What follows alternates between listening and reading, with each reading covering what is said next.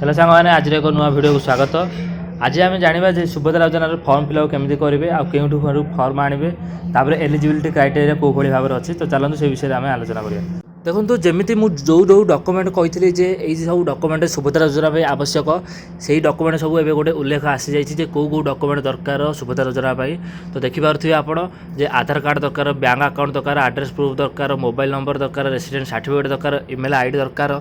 देखो मुझे जे resident certificate आपको दरकार हम बोली कहीं ना सी एड्रेस प्रूफ मागे जमी हो देखो ये एड्रेस प्रूफ मागिचे जदि आप भोटर आईडी कार्ड दे पारे कि माने जेकोसी गवर्नमेंट जदि थी आप एड्रेस प्रूफ तो दे पारे ता सहित आप ओडिशार गोटे बासिंदा बोली से आपको रेसिडेंट सर्टिफिकेट मागिचे। नेक्स्ट देखो electric bill, passport size photo, income certificate, ration card, age proof, marriage certificate, other document एमती सब अच्छी। तो देखो जो डॉक्यूमेंट मुझे कही से सब डॉक्यूमेंट मागिचे केवल एक्सट्रा ये आड होती मैरेज सर्टिफिकेट आउ इलेक्ट्रिक बिल।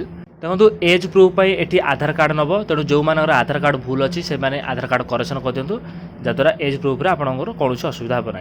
तापर देखो ये नोटिसटा गोटे देखिपे जे एठी जो एज प्रूफ कथा कही एज प्रूफटा कौन ना 2024 जुलाई 1 सुधा आपको 21 वर्ष होता दरकार ताठू कम हेनी कि 60 वर्ष अधिक हो न डेटा को माने काउंट कर एज प्रूफ। तापर देखो सुभद्रा योजनार जो एप्लिकेशन फॉर्म तो ये एप्लिकेशन फॉर्म कौटू पाइबे केमी पाइबे देखो पूर्व वीडियो में आपको कही सारी जो मैंने भी पूर्व वीडियो देखी ना तो मुझे डिस्क्रिप्शन से वीडियो लिंक रखी तो से जाई आप देखिपारे जे यही एप्लिकेशन फॉर्म टी आपण मैंने जनसेवा केन्द्र कि मो सेवा केन्द्र आपणकर अंगनवाड़ी केन्द्र कि ब्लॉक अधिकारी पाखे आप पाइपर।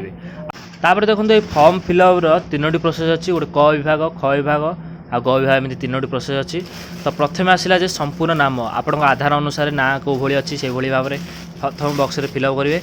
द्वितीय अच्छी आधार संख्या आपंकर ये फिलअप करेंगे माने आधार नंबर टे देवे। देखो 3 नंबरटा है जे आधार अनुसार जब आधार में आपंकर पिता ना अच्छी ताले पिता ना फिलअप करेंगे, जदि हजबैंड ना अच्छी तेज हजबैंड ना ये फिलअप करेंगे। तापर 4 नंबर जन्म तारीख देवे।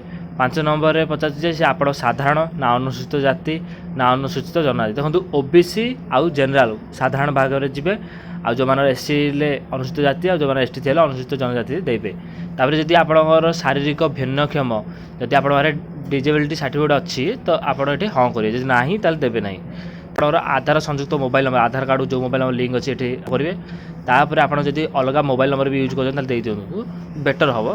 तापर देखो 10 नंबर आपंकर गाँ ना ग्राम पंचायत ना ब्लॉक ना पचार और 11 नंबर में आप वार्ड नंबर आप सहर ना नगर से डिटेल्स आप फिलअप करेंगे।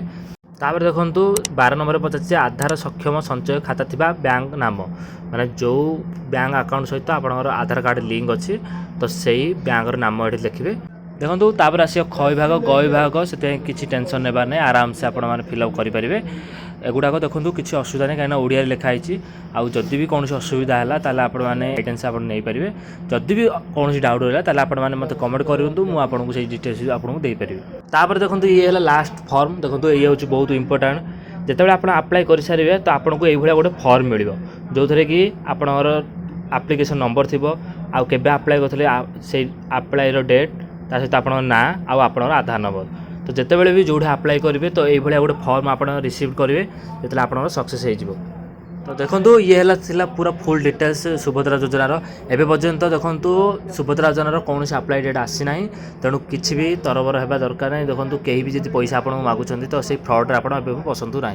आशा करुच्ची भिडियोटी आपको बहुत भल लगी आप सब डिटेल्स आप पाइपारे भिडियो मध्यम भिडियोटी आपको केमी लगे आमको लाइक करूँ आदि कौन प्रकार डाउट अच्छी ताले विषय में आमको कमेंट करूँ तार रिप्लाई आपको बहुत जल्दी मिल जाए।